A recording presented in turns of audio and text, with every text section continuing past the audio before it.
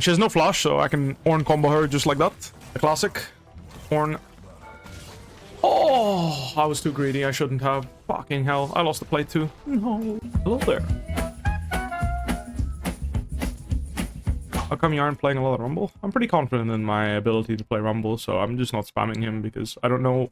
Basically, like, it's hard for me to feel like committing to a single champion because, like, mastering that champion because, with all the changes coming in next season, it's going to be hard to tell what's actually going to be meta and not. So I've just been, like, kind of playing whatever I feel like. But yeah, I definitely think I would win more if I committed to, like, playing 2 or 3 champions and just grinding those. But I'm just having a bit more fun, basically. I've been thinking about playing, like, Yone a lot, for example, because that champion's always going to be pretty strong. He's mixed damage too, so, you know, there's a bit of hype around this Terminus item, for example. I want to main AD carry, but my micro's too bad to climb.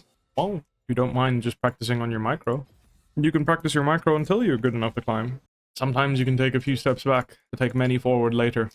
Basically challenge yourself to react to certain spells that are highly important, I would say. Like, I would say the best way to practice micro is you put yourself in a situation where, if, for example, if you're playing against Nautilus and you're playing a champion with the spell shield, or like a hooking champion in general, like Blitzcrank, you're playing Ezreal or Sivir, or you know, Nautilus or Thresh or whatever, you put yourself in situations where you challenge him to hook you and you challenge yourself to react to it. You don't react to what he does, you react effectively only to the hook. So basically, you just create scenarios where you can practice a specific interaction with an enemy champion and then really, like, focus on that and continue to work on that. I would say that's how you learn. You have one to you if you had offers? I did have offers. I chose what I chose. If you've seen the items for next season, do you think Rengar will be something you'd pull out again? I would have been happy to play Rengar. I'm happy to play Rengar whenever it suits me. In the sense of, like, I'm happy to play Rengar whenever the meta is good for him. I think a lot of people underestimate how much, like, especially in competitive game, it's not really about, like, it's not always about, like, what the best, like, items are and stuff. It really is matchups. Like, at the end of the day, matchups kind of dictate whether a champion is good or bad in this situation. It's not really so much about, like, oh, this champion has an OP item or whatever. Like, that doesn't really matter. Like, it matters. I'm not going to pretend like it doesn't absolutely not matter. It does matter a little bit. But for the most part, what really matters is, like, how well your champion interacts with other champions in the meta. So, like, if all the meta champions are Ornn and Darius and this type of shit, Rengar's just not going to have a good time. But if for whatever reason there's, like, a lot of free matchups top and Rengar can kind of feast on them, you know, like, for example, there's a lot of range top laners that he's good into. Like Jace, for example, is meta, and, like, Kennen, stuff like this. I think Rengar can be really good. So you can play Darius or Ornn into Rengar. Ornn is, in my opinion, the most miserable matchup you can play. Why is Ornn good into Rengar? Basically, you can rush Bramblevest, and because you have so much, like, basically you get too tanky too fast, and he can't just WW and ignore your damage because he needs to jump. Like, if he doesn't jump on me and fight me, I do too much damage for him to ignore me. And if he tries to ignore me, then, well, we're both scaling, and then I'm pretty happy with scaling. Since he's playing Rengar and I'm playing Ornn. That is the idea. So, either you outscale him, or if he tries to fight you, you just cave his head in as soon as you get Bramble. Though before Bramble, he does beat you, but Rengar beats, like, everyone in the game level 1, basically. It's like 2 or 3 champions that can beat him level 1. Oh shit, I'm playing against Gwen. I got bamboozled. Ah, that's fine, I don't mind. This is a fine matchup to practice. I'll play Grass, but Spellbook with Ignite might be better. If we were really sweaty, I could just walk mid and Syndra can just lane top this game, because that matchup is pretty free for Syndra as well. Plays AP Rengar? Ah, let's see it. Is Zergod viable? Absolutely, yes. Check out Quante. I think it's Quante... Yeah, I think it's... I don't know, it's Quante something for his Twitch stream, but if you look up Quante7, you'll see his profile on a OPGG or whatever, and you should be able to find a stream from there, I think. As for Mythic, I don't know what I'll go yet. Usually, if you want to start fighting her, you go, like, Bommies into Negatron Cloak, and then go from there. Don't ward here early game. So in general, since she's not here, if I can play for push, stack my grasp early, that's really good. I was trying to bait her into queuing and then walk backwards instead of forward for the grasp proc. Dodging the center of her Q, because that's the part that heals her. Now I'm going to hit level 2, so I'm going to walk up here. GCS is this creep. She uses Q, that's fine.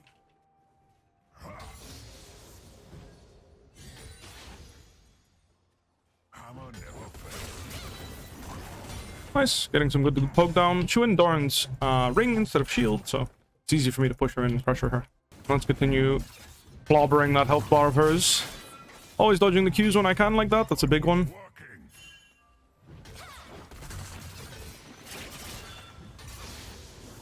Oh damn, I didn't hit the wall. My bad. If I hit the wall there, I think I could have gotten her flush with the W now. With that W exactly. Either way, I'm going to start backing up here. If he freezes the wave, that's kind of life. I'm worried about jungle coming to gank me. And if she pulls the wave too far, she can actually end up dying. Oh, wow. Rengar is coming. I think I'm dead. That is life. He just ran straight up and just queued over the wall. She's dead as well. She has no way of escaping. It's my bad. I should have pinged her to leave me. Oh, she lives. That's kind of big. Yeah, basically there, I should have just backed off all the way, let her freeze. The reason why I couldn't stop her from freezing is because I know Shaco can be there. So I should have just walked all the way back. I was a bit greedy there. I was in a very winning position, so I wanted to... Like, when she freezes, I wanted to go and gank her.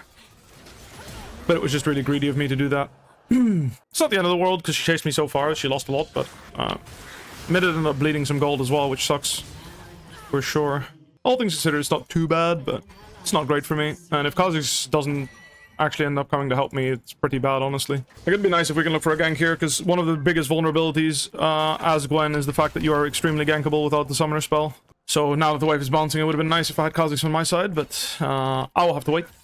After 6, we can still gank her, so it's not a big deal. Just still. If I had that E knock-up as well on her, I could have killed her. I took 2 tower shots for free, trying to pressure her for a kill angle, because I knew Shaco was coming. That was really bad. I could have just been happy crashing the wave and living. It was my bad, all things considered. Just if I hit that knock-up, I could W and then clack her with an auto-attack, and she would be like 1 HP. So that would have been an angle for me to just trade 1-for-1 with her, which would have been pretty good. Because, again, as long as you can get the brittle off, you win, but of course, it shouldn't be easy. Just like that. Kha'Zix's coming soon, but she's hitting 6 pretty much on any of these minions here top, so it's a bit scary. We can force now.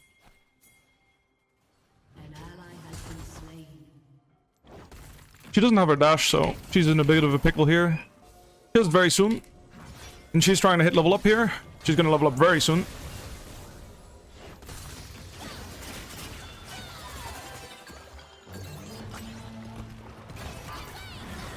It's a bit scary there, dashing into her thingy like that. Maybe if she input buffered Q, she could have killed me, but felt like it was worth the risk. I felt like it was unlikely she would finish me off, but honestly, I could have also just played more patient there. She called my ult and then honestly shot it backwards, because at that point, she's already screwed.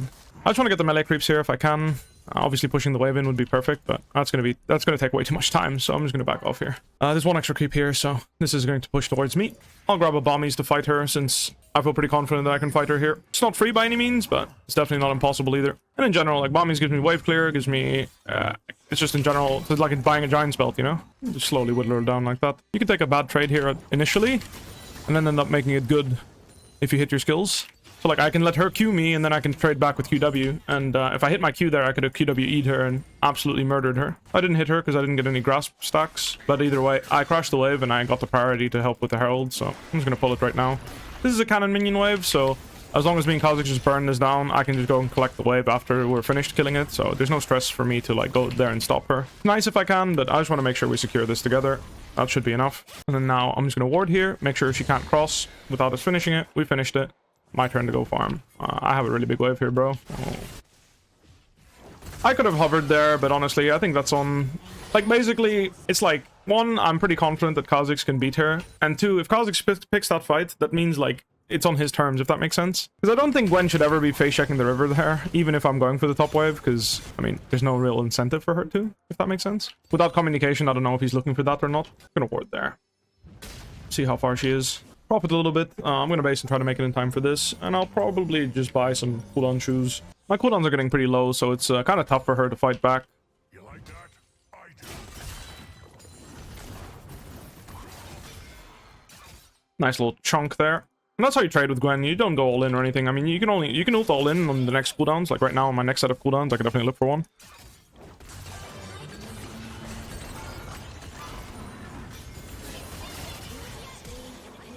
She has no flash, so I can Ornn combo her just like that. The classic. Ornn. Oh, I was too greedy. I shouldn't have. Fucking hell. I lost the plate too. No. I'm just gonna go into Jack Show, I think, actually. Like, looking at the situation. I think going straight into Jack Show here just makes sense. I don't think I need to go Abyssal Mask. I mean, Abyssal Mask is great, but I'm worried if I go Abyssal Mask straight and then I go a Mythic, I'm gonna be so late on getting any armor. Well, let's try it. Let's try rushing Abyssal Mask anyway, because it is very good this game for me and Syndra. There's also Kaisa, there's also, like, you know what I mean? Like, a lot of magic damage on our comp. And I'm gonna just go back to laning normally, so slow push the wave, look to trade with her like I did earlier. Get her to use E like that, and then clack her when she has no stacks on thingy. You can't E in when she has full stacks, because then she's kind of all-ins you and beats you. Also, I'm getting Drakes, which is actually very nice. Oh, I can E into her here if I hit this Q. I missed, so it's gonna be tough. I want to clack her with this. Brittle's gonna fall off, so I need to be careful. I'll be okay here. I slowed her, so she has nothing left.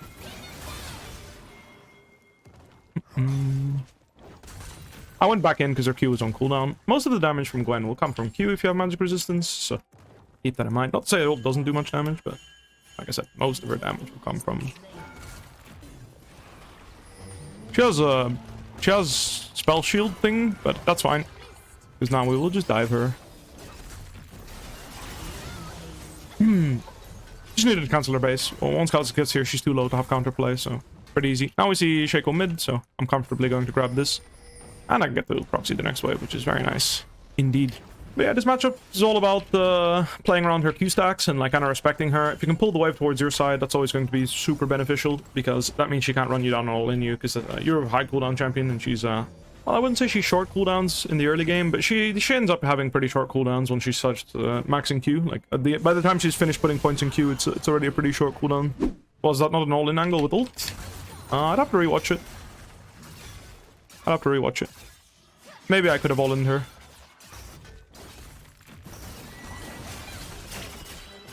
I dodged her Q damage, which is good.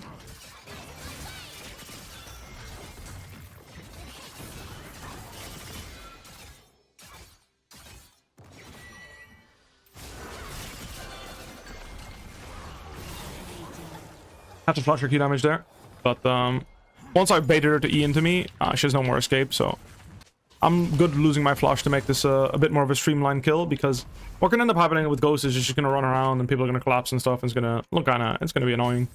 So I just bait her to come into me and then I'll flash it and kill her.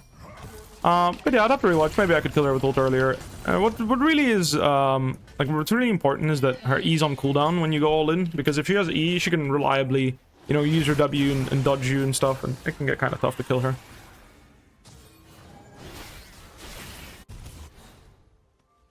Look at the react to this TP situation here. Because I don't want to waste my TP, because it does look dead as hell to me. I'm going to grab this for now, and we'll decide if I want to finish Sunfire and then go for my Mythic or not. But, you know, Radiant Virtue is just good. Ah, sure, I'm done. Oh, I TP'd. I thought we were just going to run at them, you know?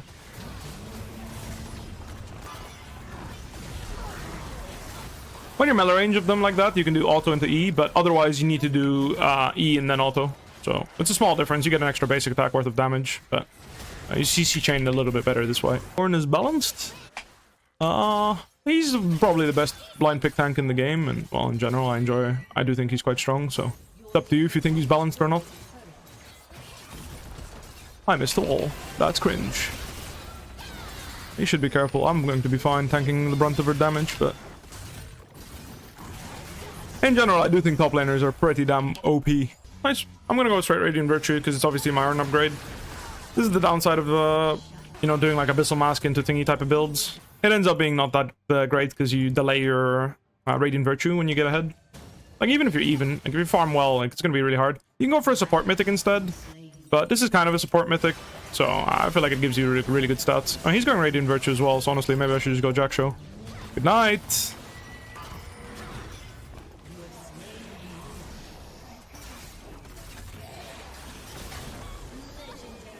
There we go. Kite. Till cooldowns are up, and then fight. He's on top of me, so I can ult like this. Completely losing fight if he plays it like that. I mean, of course, now with Abyssal Mask, I am pumping infinite damage. I wanted that. I'm gonna upgrade Kha'Zix first if I can choose, but don't mind. Even if I miss him, the main idea here is that I zone him from killing our thingy. Random Q. There we have him.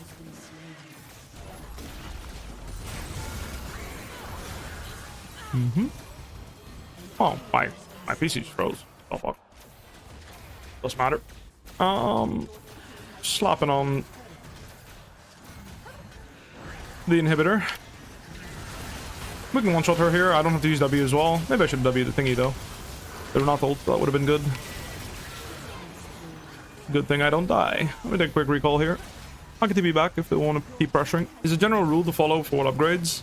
Basically, whoever uses the gold the best is what I upgrade first. Or if there's a specific interaction with penetration items, I like to upgrade those more urgently.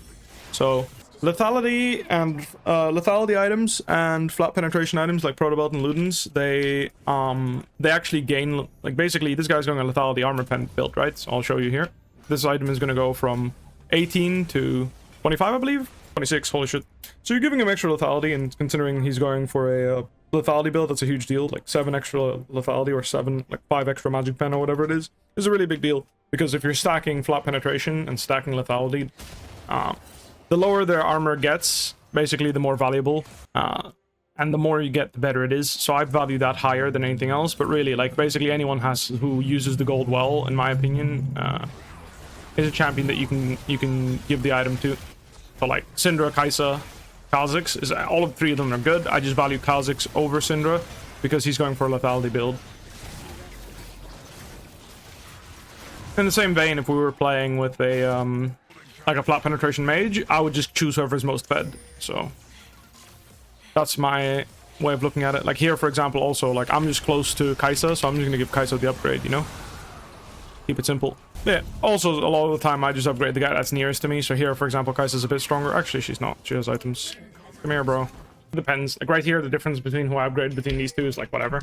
This guy's definitely worth upgrading most, because, like I said, I love the Ornn minigame of catching your teammates. Yeah, I've recalled in competitive games, like, off-tempo, just to get my upgrades out a few times. It's worth it. It's 1,000 gold for those people, and it's extra gold for me. I'm not gonna shoot it to him. I'm gonna shoot it to the people trying to help him. Tank one more, make sure my teammates are chilling, and we're good. But yeah, your Radiant Virtue healing scales off of your own health, so I'd say most of the time if you're playing with Ornn and melee support like we have, it's generally better for me to be the one buying Radiant Virtue, because I'm going to heal more off of it per tick, because I have way more max health, right? I've doubled this guy's health, basically.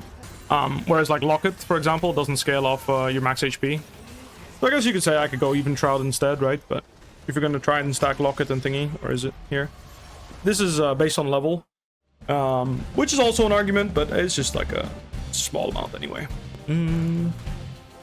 Is Jack so bad? No, it's a good item. Just this game, my team was fed, and being able to heal the rest of my team is good.